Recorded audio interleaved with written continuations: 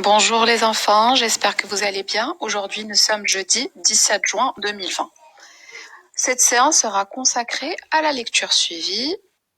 Nous allons voir une nouvelle histoire de votre livre Bibliobus. Rappelez-vous que la semaine dernière, vous avez vu le petit chaperon vert. Aujourd'hui, nous allons passer à la deuxième histoire de votre livre, le Bibliobus, La petite fille aux allumettes, de Hans Christian Andersen. Mais avant de commencer l'histoire, je vous présenterai Hans Christian Andersen.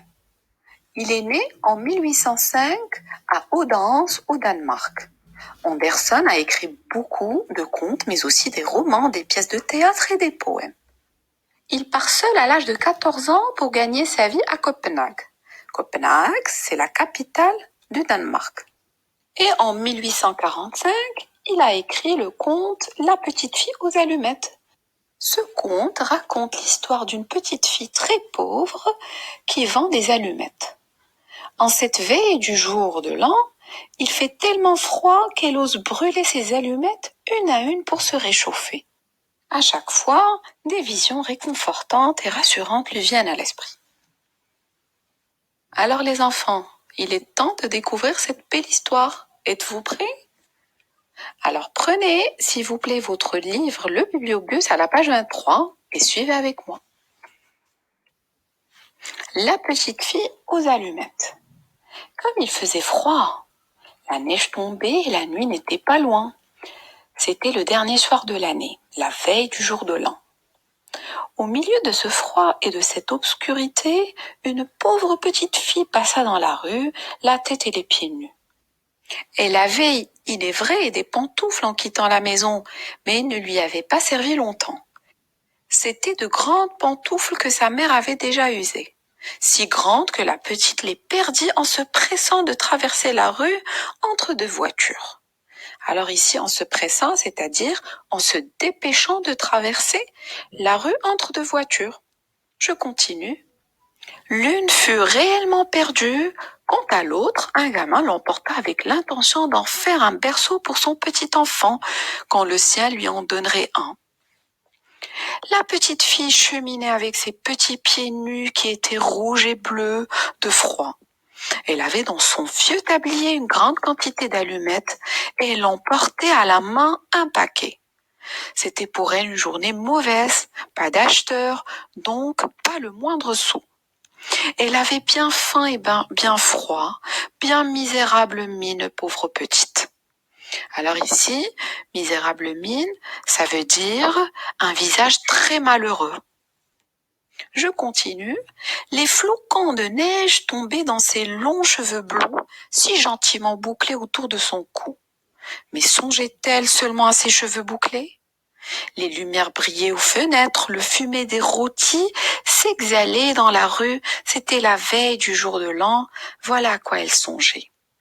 Alors ici, il y a plusieurs mots difficiles. Donc, le fumet des rôtis, ça veut dire une odeur très agréable des rôtis. S'exhaler dans la rue, c'est-à-dire se répandait dans la rue. Et enfin, voilà à quoi elle songeait, c'est-à-dire à quoi elle pensait. Tournez la page, je continue. Elle s'assit et s'affaissa sur elle-même dans un coin entre deux maisons. Le froid la saisissait, de plus en plus. La saisissait ici, ça veut dire elle ressentait vivement le froid. Je continue, mais elle n'osait pas retourner chez elle. Elle rapportait ses allumettes et pas la plus petite pièce de monnaie. Son père la battrait. Et du reste, chez elle, est-ce qu'il n'y faisait pas froid aussi? Il logeait sous le toit et le vent soufflait au travers, quoique les plus grandes fentes eussent été bouchées avec de la paille et des chiffons. Ses petites mains étaient presque mortes de froid. Hélas, qu'une petite allumette leur ferait du bien. Si elle osait en tirer une seule du paquet, la frotter sur le mur et réchauffer ses doigts. Elle en tira une, riche, comme elle éclata, comme elle brûla. C'était une flamme chaude et claire comme une petite chandelle quand elle la couvrit de sa main. Quelle lumière bizarre! Il semblait à la petite fille qu'elle était assise devant un grand poêle de fer orné de boules et surmonté d'un couvercle en cuivre luisant. Alors ici un poêle, c'est-à-dire un appareil de chauffage fonctionnant au bois ou au charbon. Et le cuivre luisant, c'est-à-dire un métal brillant. Je continue. Le feu y brûlait si magnifique, y chauffait si bien. Mais qu'y a-t-il donc? La petite étendait déjà ses pieds pour les chauffer aussi.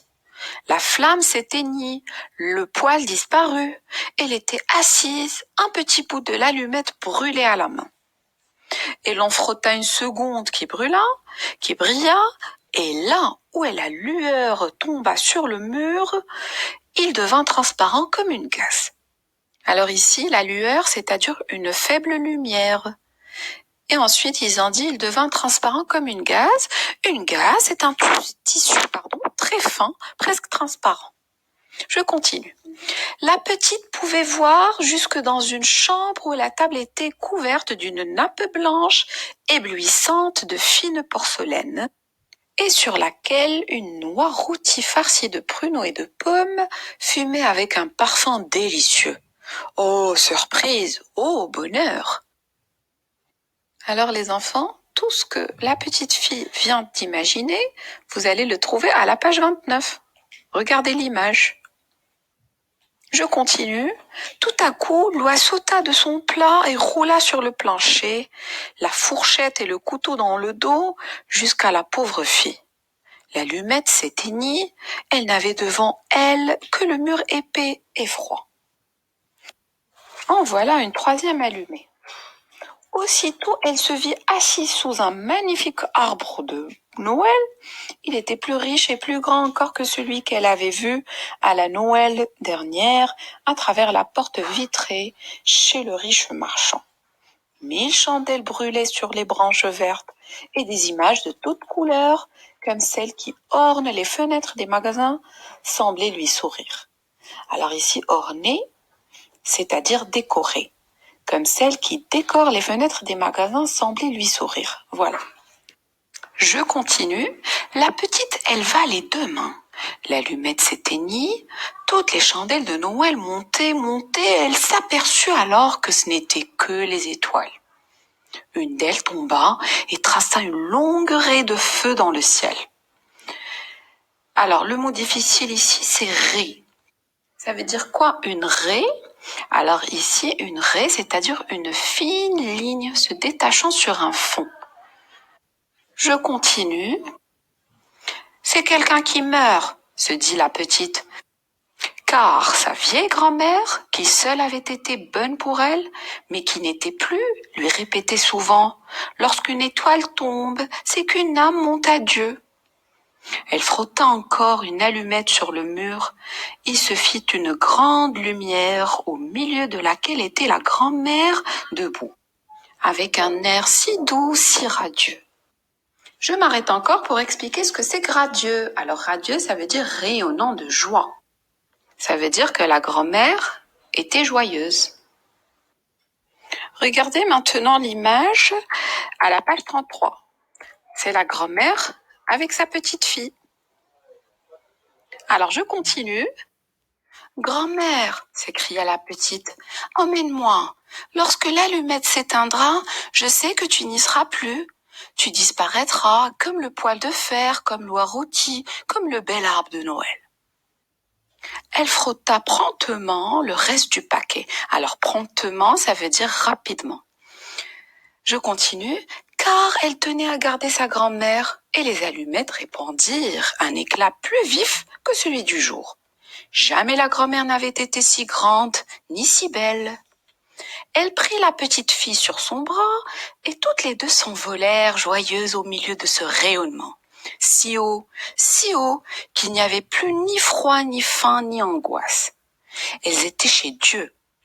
Mais dans le coin, entre les deux maisons, était assise quand vint la froide matinée, la petite fille, les joues toutes rouges, le sourire sur la bouche, morte de froid, le dernier soir de l'année. Le jour de l'an se leva sur le petit cadavre assis là avec les allumettes, dont un paquet avait été presque tout brûlé. Elle a voulu se chauffer, dit quelqu'un. Tout le monde ignora les belles choses qu'elle avait vues et au milieu de quelle splendeur elle était entrée avec sa vieille grand-mère dans la nouvelle année. Alors la splendeur, c'est-à-dire une chose magnifique, merveilleuse. Fin de l'histoire. Alors maintenant, les enfants, je vous explique d'autres mots difficiles. Premier mot, cheminée. Cheminée, vous allez le trouver à la page 24. La petite fille cheminait avec ses petits pieds nus, c'est-à-dire elle marchait lentement avec ses petits pieds nus. Deuxième mot, songer, c'est-à-dire penser. Et c'est toujours à la page 24, ils ont dit voilà à quoi elle songeait, c'est-à-dire voilà à quoi elle pensait. Troisième mot, s'exhaler, se répandre. Le mot suivant, une fente, c'est à la page 26. Alors la phrase c'est il logeait sous le toit et le vent soufflait au travers, quoique les plus grandes fentes eussent été bouchées. Alors les fentes, une fente, c'est-à-dire un trou très long et étroit. Dernier mot, une splendeur, comme je viens d'expliquer, c'est une chose magnifique et merveilleuse. Vous allez le trouver à la fin de l'histoire. Voilà. Si vous ne comprenez pas d'autres mots, n'hésitez pas à utiliser votre dictionnaire. La séance d'aujourd'hui est terminée. Le travail à faire, c'est de relire l'histoire complète. Et en ce qui concerne les questions de compréhension, elles seront faites la semaine prochaine dans une autre capsule. Alors, les enfants, je vous souhaite bon courage. Prenez bien soin de vous. Au revoir.